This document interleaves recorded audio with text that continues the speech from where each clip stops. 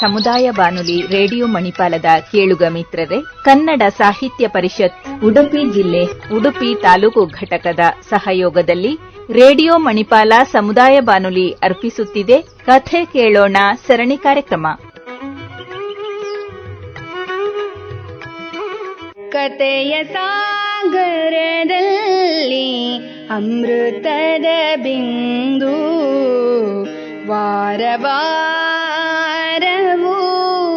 ಕಿವಿದೆರೆಗೆ ಬಂದು ಕಥೆಯ ಸಾಗರದಲ್ಲಿ ಅಮೃತದ ಬಿಂದು ಮನ ಮುದಗೊಳಿಸುತ್ತಲೀ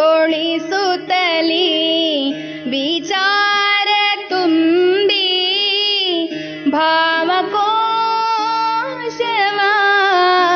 ವಿಸ್ತರಣೆಗೈದು ಮನವ ಮಥನವಗೊಳಿಸಿ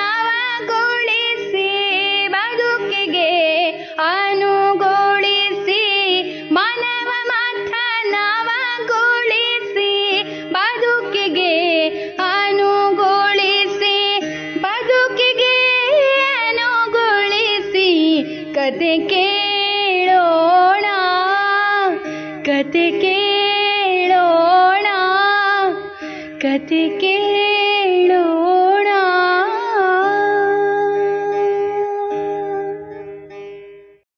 ರೇಡಿಯೋ ಮಣಿಪಾಲ್ ಶ್ರೋತೃ ಬಾಂಧವರಿಗೆ ನಮಸ್ಕಾರ. ಕಥೆ ಕೇಳೋಣ ಸರಣಿ ಕಾರ್ಯಕ್ರಮಕ್ಕೆ ಸ್ವಾಗತ. ಇದೀಗ ಪ್ರಸಾರವಾಗಲಿರುವ ಕಥೆ ಕೇಳೋಣ ಸರಣಿ ಕಾರ್ಯಕ್ರಮದ 176ನೇ ಸಂಚಿಕೆಯಲ್ಲಿ ಕಥೆಗಾರರಾಗಿ ನಮ್ಮೊಂದಿಗಿದ್ದಾರೆ ನಿವೃತ್ತ ಶಿಕ್ಷಕರಾದ ಸ್ವರಾಜ್ಯ ಲಕ್ಷ್ಮಿ ಅಲೆವೂರು. ಬನ್ನಿ ಕಥೆ ಕೇಳೋಣ. ರೇಡಿಯೋ ಮಣಿಪಾಲ ಕೇಳುಗರಿಗೆ ನಮಸ್ಕಾರ. ಕಥೆಯ ಶೀರ್ಷಿಕೆ ವ್ಯಾಘ್ರ ಪುರಾಣ. ನನ್ನ ಹುಟ್ಟು ಮತ್ತು ಬಾಲ್ಯ ಉಡುಪಿ ಜಿಲ್ಲೆಯ ಕೂರಾಡಿ ಎನ್ನುವ ತೀರಾ ಹಳ್ಳಿಯಲ್ಲಿ. ಪ್ರಕೃತಿ ಮಾತೆ ಹರಸಿದ ಊರದು. ತೋಟ, ಹಾಡಿ, ದೊಡ್ಡದಾದ ಬಯಲು, ಮನೆ ಪಕ್ಕದಲ್ಲೇ ಸದಾ ಹರಿಯುವ ಸೀತಾ ನದಿ. ನೆರೆ ಬಂದರೆ ಮನೆ ಸುತ್ತ ನೀರು. ಬಾವಿಕಟ್ಟೆ, ದನದ ಕೊಟ್ಟಿಗೆಗೆ ಹೋಗಲು ದೋಣಿ ಬೇಕು. ಮನೆ ಮತ್ತು ಹಟ್ಟಿಯ ಪಂಚಾಂಗ ಸ್ವಲ್ಪ ಎತ್ತರ ಇದ್ದುದರಿಂದ ನೆರೆ ಬಂದಾಗ ಮನೆ ಬದಲಿಸುವ ಪ್ರಸಂಗ ಬಹಳ ಕಡಿಮೆ. ಅದಕ್ಕೆ ಇನ್ನೊಂದು ಕಾರಣವೂ ಇತ್ತು.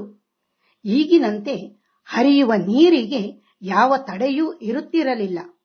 ಎಷ್ಟು ಮಳೆ ಬಂದರೂ ನೀರು ಸರಾಗವಾಗಿ ಹರಿದು ಮಿತಿ ಮೀರುವ ನೆರೆ ಸೃಷ್ಟಿಯಾಗಿ ಜನಜೀವನ ಅಸ್ತವ್ಯಸ್ತಗೊಳ್ಳುತ್ತಿರಲಿಲ್ಲ.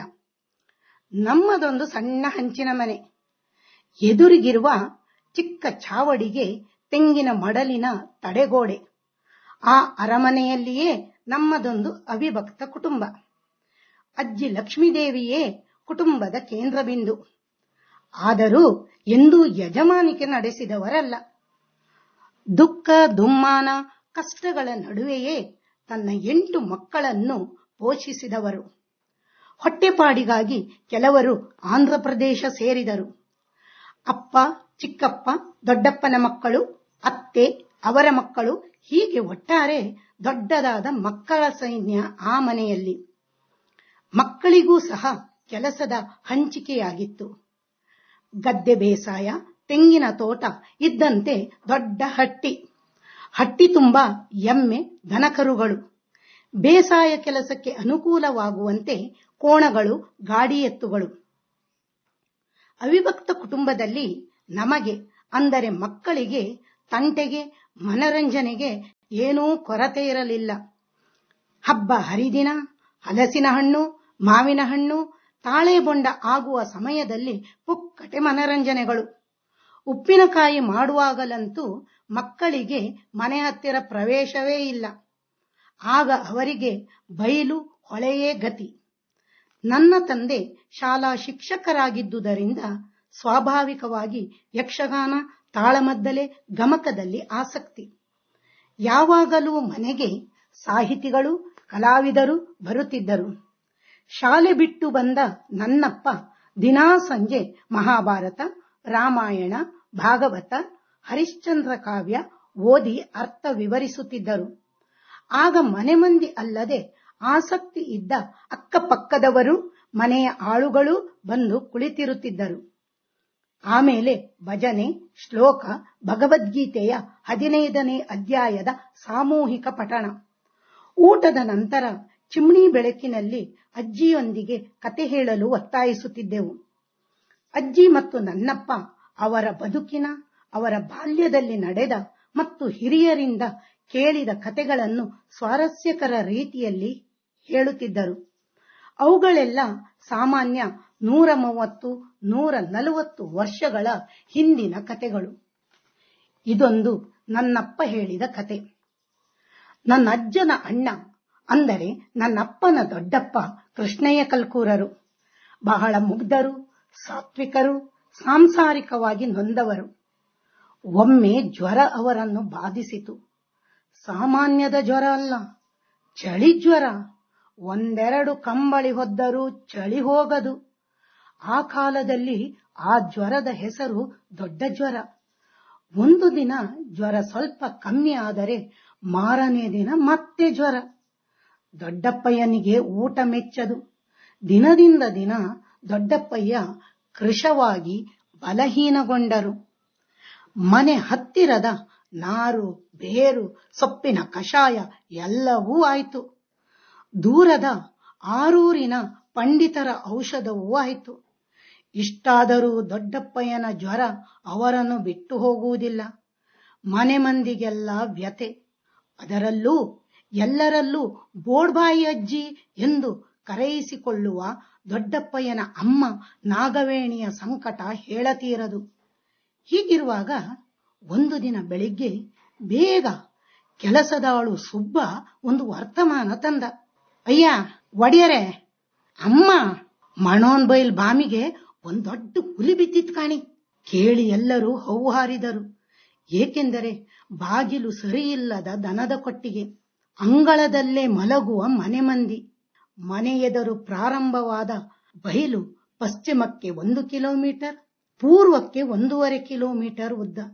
ಪೂರ್ವಕ್ಕಿರುವ ಬೈಲೆ ಮಣೋನ್ ಬೈಲು.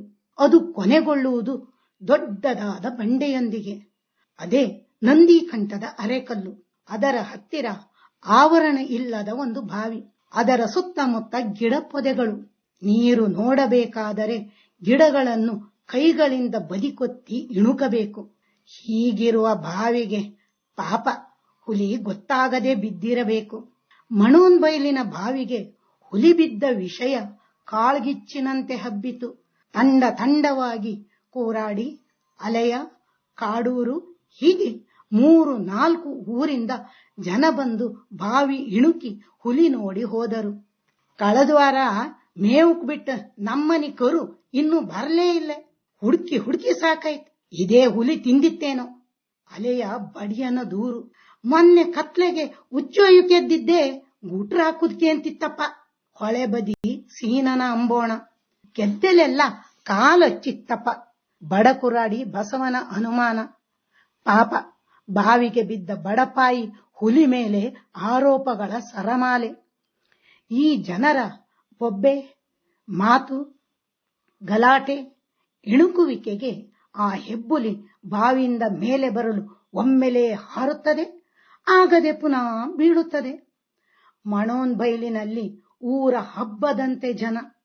ಎಲ್ಲಾ ಮನೆಯವರಂತೆ ನಮ್ಮ ಮನೆಯವರು ಸರದಿಯಂತೆ ಹೋಗಿ ಹುಲಿ ನೋಡಿ ಬಂದು ಅದರ ವರ್ಣನೆ, ಬಂದ ಜನರ ಸಂಖ್ಯೆ, ಅಲ್ಲಿಯ ಸನ್ನಿವೇಶದ ಬಗ್ಗೆ ಸುಬ್ಬನ ಬಳಿ ಚರ್ಚಿಸುವಾಗ ಜ್ವರದಿಂದ ಮಲಗಿದ್ದ ದೊಡ್ಡಪ್ಪಯ್ಯನಿಗೆ ತಾನೂ ಹುಲಿ ನೋಡಬೇಕೆನಿಸಿತು.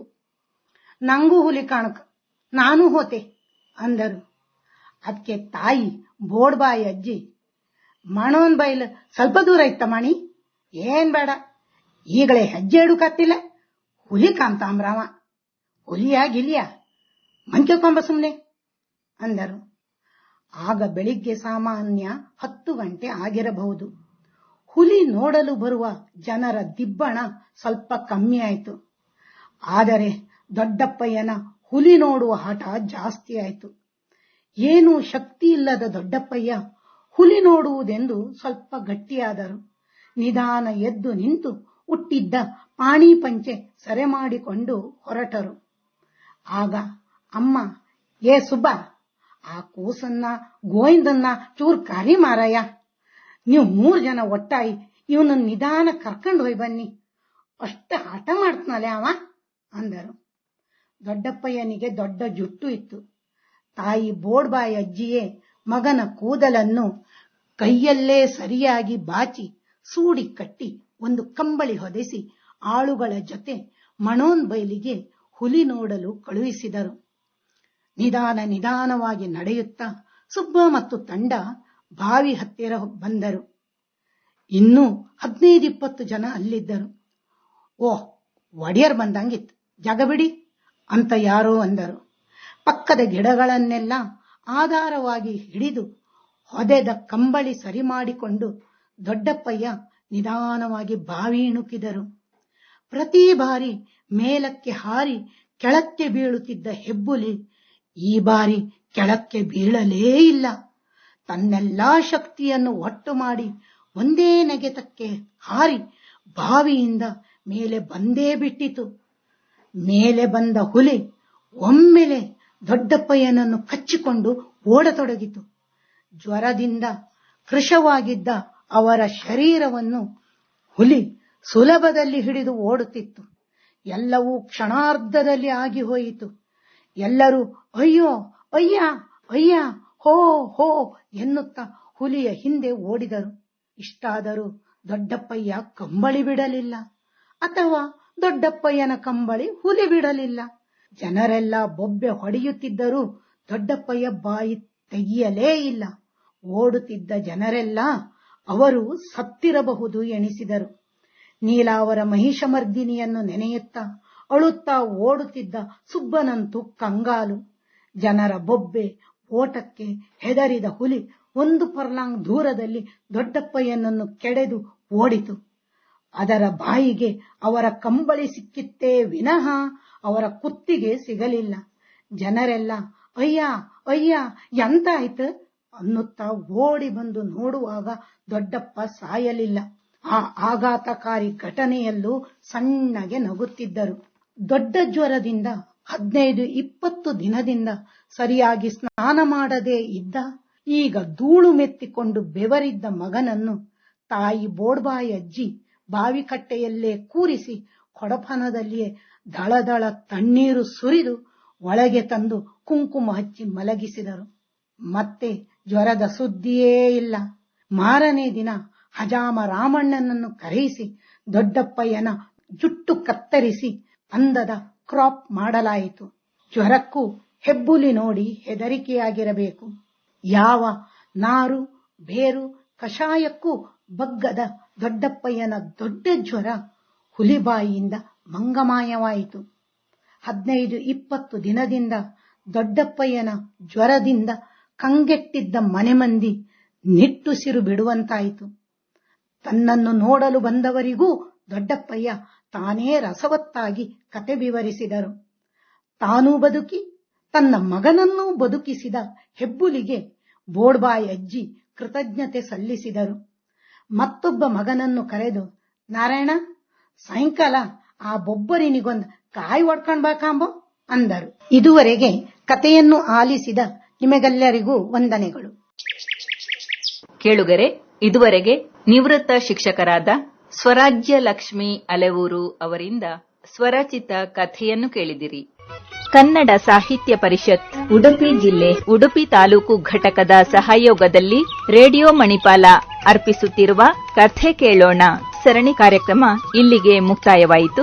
ಮುಂದಿನ ಕಥೆ ಕೇಳಲು ಮತ್ತೆ ಭೇಟಿಯಾಗೋಣ.